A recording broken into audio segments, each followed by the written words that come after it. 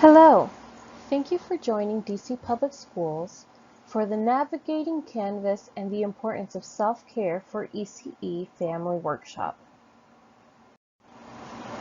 During this workshop, parents will explore the various components of Canvas, develop an understanding of how their child's stamina, attention span, and self-regulation skills impact online learning, and recognize that self-care for families and children is essential for success.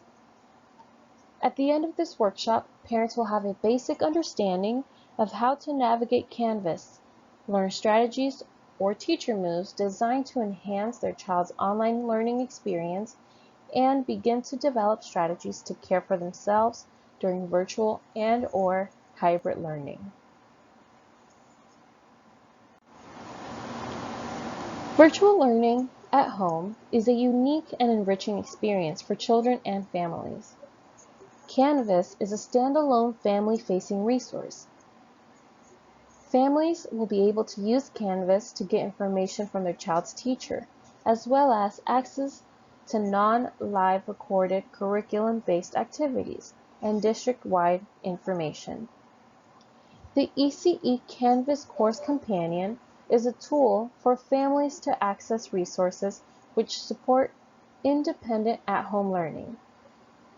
During this first segment, we will begin by learning how to navigate the course on Canvas. This will include how to log on to Canvas and look at the various resources that will be available for families to choose from. Let's begin. Families can access Canvas at dcps.instructure.com or by downloading the app on laptops, cell phones, tablets, or smart devices. The Canvas app is preloaded on all DCPS devices provided to students. Families can log in using their student's username, which is their ID number at k12.dc.us, and password, which is the date of birth in the format of double-digit month, double-digit day, and double-digit year. First, let's take a look at the home page. This is the first page families will see when they enter their child's Canvas course. This page will provide families with links to each area of Canvas, as well as Microsoft Teams homepage to log in. Let's take a closer look at the course navigation. You will notice that there are 5 components to choose from daily, which include Our Classroom, Learning Portal, Family Toolkit, Microsoft Teams, and Contact the School. Each icon has a specific purpose, which we will review next. The Our Classroom component will direct families to where the classroom teacher will house the weekly or monthly newsletter, the daily schedule that the children will follow, and other classroom-specific or classroom-related information. More specifically, the Our Classroom component is a customizable module template for individual teaching teams to provide information specific to their classroom. This is where classroom teachers may also share specific announcements or a supply list. The Learning Portal component is where families can choose to utilize curriculum-related activities to accompany the live sessions that is facilitated by the teacher. For example, a family can select a bi-weekly activity from the choice board. This activity might be a read-aloud activity pre-recorded by the teacher that accompanies the study that the children may be exploring. In short, the Learning Portal component has curriculum-specific resources and activities for families to independently access as their schedule allows, when they are not engaged in live instruction with their classroom teacher. The Family Toolkit button houses a bank of resources for families to access to support the learning at home experience for their child.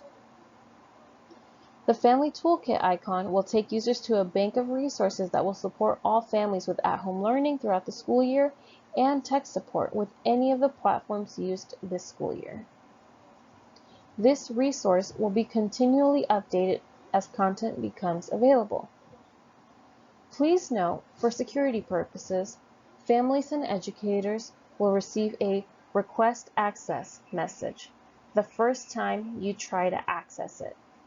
No worries though, access is granted daily. The Microsoft Teams component is essential for families to be able to access all live instruction lessons facilitated by the teacher. Children will have the opportunity to attend morning meeting with their peers and also have their small group experience as well. This is the interactive component of Canvas. The final component of the ECE Canvas course companion is called Contact the School. This app will house important contact information should you need to reach out to school support staff, including your child's teacher and your family services specialist. Before we transition to the next segment, let's look at where families can go for tech support. We want to ensure that families feel confident while navigating Canvas with their children. To receive support, please call the hotline at 202-442-5885 to get help with student logins, passwords, or other technical issues with accessing learning platforms like Canvas or Teams, or GCPS issued device support. Technical assistance is available 24/7 because we know learning at home looks different for every family. Visit backtoschool.dc.gov for additional troubleshooting support. Young children and online learning. There are a few things about young children that research has helped early childhood educators understand and plan for as we work with them. This information can also be helpful to parents as you support your pre-K student at home. First, we know that 3- and 4-year-old children are likely to stay engaged in a task on their own for about 8 to 12 minutes. This is commonly referred to as a child's attention span. Most of the research on attention span and young children is based around kids working on hands-on activities that involve creative and interesting materials. While our educators are planning fun and engaging activities for virtual learning, children may have difficulty staying engaged. In fact, the time our young learners are likely to remain engaged in a virtual interaction may be significantly less than the 8 to 12 minutes typically observed. We also know that young children's bodies are very busy. They need opportunities to move throughout the day, as well as breaks where they can leave the screen and engage in other activities. Young children lack the stamina or ability to maintain mental focus on an activity for longer periods of time. Your child's teacher has planned a variety of live instruction experiences as well as the Canvas course companion for asynchronous activities and has built in breaks and movement activities for them. Young children develop many skills between the ages of birth to 5. And one of the most important developments that begins during the time is the ability to self-regulate. Self-regulation is the ability to control one's emotions and responses to any given situation. While not completely developed in every child by age 5, self-regulation plays a very important part in social-emotional development and a child's ability to cope with situations such as sharing, taking turns, and even in learning in a virtual setting. Attention span, stamina, and the ability to self-regulate work together to help a child be successful throughout their life, including during the virtual learning period. There are many things parents can do to support children in developing attention span, stamina, and self-regulation to enhance their experiences both in and out of any type of classroom environment. Teachers use all kinds of strategies and tricks for developing these skills in children, contributing to their success in the classroom environment. These tricks or tips are also applicable to home environment as well as virtual learning environments. Children do best when they know what's expected of them in advance. Daily structure and a schedule can be very helpful when it comes to accomplishing tasks. One way to do this is creating a morning routine, a daytime routine, and an evening routine with expectations. Set the precedent so that the child gets used to the routine. Wake up at the same time every day like you would if you had to travel to school and have your child dress up, full clothed, as they would be going to school as well. Providing your child a space at home for virtual learning may include a corner of a table in the living room or somewhere in the house, including a table, a chair, and writing supplies, such as paper, crayons, markers, little whiteboards, etc. Make this place fun and attractive to the child. Your child's virtual learning station should be free of any distractions. For example, the station should not be close to the television or a window with a lot of traffic noise. If possible, you can get your child some headphones. This can be very helpful if you have more than one child close to each other and you live in a place where there is a lot of noise. When it comes to complex school tasks, break the task into small pieces, like a puzzle, and explain the task in a simple way for the child to complete the task. Turn the task into a game and use your creativity to help your child at home. Play is an important part in social-emotional development, and a child's ability to cope with situations such as sharing, taking turns, and even in learning in a virtual setting. Attention span, stamina, and the ability to self-regulate work together to help a child be successful.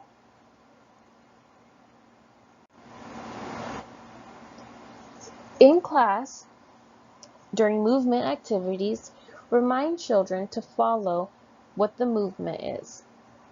For example, if the class is doing stretches, remind your child to stretch the same way as the teacher or the rest of the class. When the teacher asks questions, allow the child to answer the question. It may take some time, but let him or her answer the question. When necessary, the teacher repeats the question to the class. Quick movement breaks are very important throughout the day. If necessary, turn the camera off and tell the teacher you will be right back, and take your child for a quick movement break. Sometimes, all the child needs is a little energy release. Be sure to keep it at about 4 to 5 minutes. Also, due to the background noise, the teachers will sometimes mute a student. Unfortunately, the teacher can't unmute the child, so please familiarize yourself and teach your child how to unmute themselves just in case the teacher asks a question. How can I assist my child? First, we can offer verbal praise, as well as physical affection for positive learning behaviors, such as sitting up in their chair or raising a hand to answer a question. Verbal praise may be as simple as telling your child, "I saw you raise your hand when Mrs. Johnson asked about what you had for breakfast. That was awesome." We can also encourage children when we notice they are losing interest. For instance, "You found 3 letters in the puzzle. Let's see if you can find 3 more." It is very important for adults to model appropriate emotional reactions and responses to help children see how they can respond to negative situations. You may also find it helpful to demonstrate tasks or activities for them. Just like adults, children learn in various ways.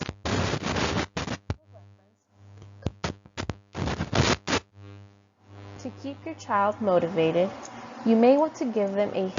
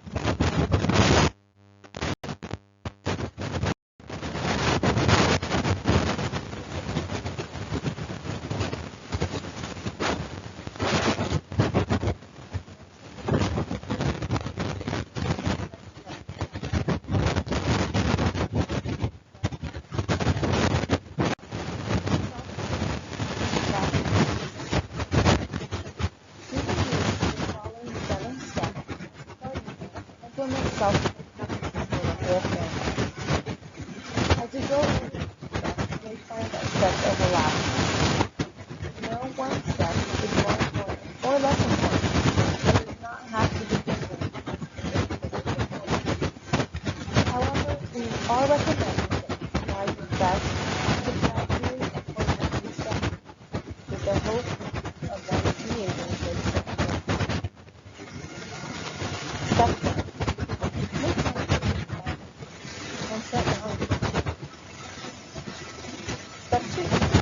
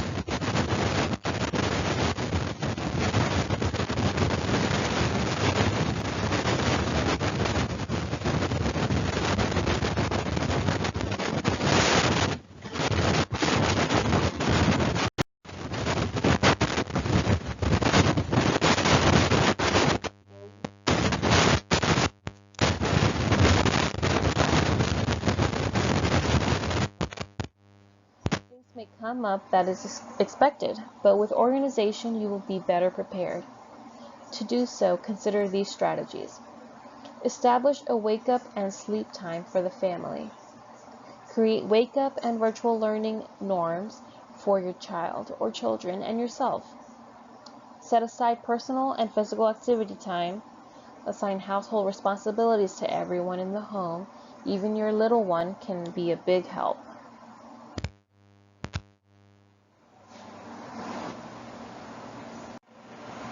Let's review step 3.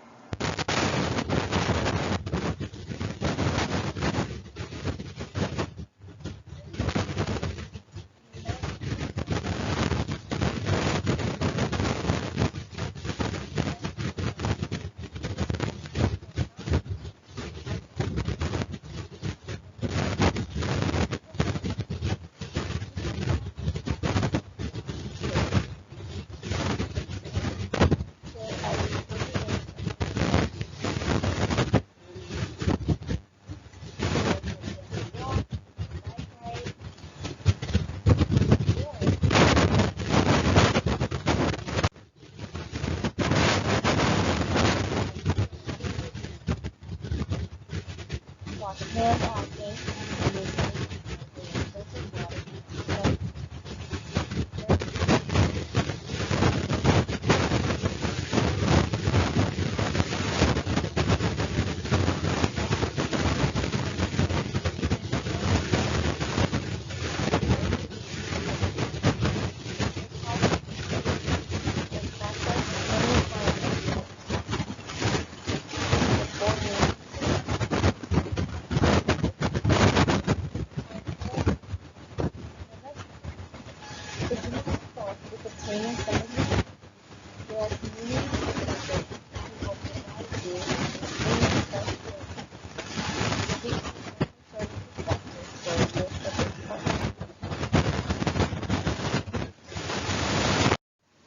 Self-care step 4.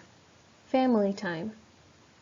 In addition to eating healthy as a family and engaging in physical activities, let's take a look at step 4, family time. There are many fun ways we can engage as families that support different aspects of our well-being. For emotional support, we can watch a movie. For spiritual support, we can practice positive self-talk. For our mental health, we can draw or write stories together. And let's not forget the practical support parents need. Assign chores. Even the little ones can help out around the house by cleaning up their toys or helping with recycling.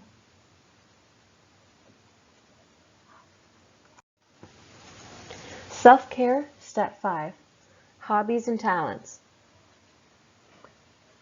Due to COVID-19, we are at home more than ever before. Using steps 1 and 2, prioritize exploring old and new hobbies and talents. You may have a business you want to start. Begin writing, start a podcast, or record a new TikTok. If the activity of interest is not realistic because of young-aged children, consider activities that you can enjoy together, like cooking or painting. When you recover or discover something that nourishes your soul and brings joy, care enough about yourself to make room for it in your life. Self-care step 6. Get the proper amount of sleep. As referenced in step 2, create sleep routines. It is important to get the proper amount of sleep to perform at your best. Consistency is key. Try to wake up at the same time every day and go to bed at the same time every day. In the effort to reduce morning tantrums, meltdowns, and crankiness for children or even as adults. Please refer to the chart below for the recommended duration of sleep.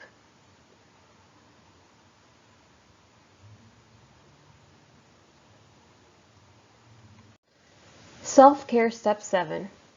Be realistic and go easy on yourself.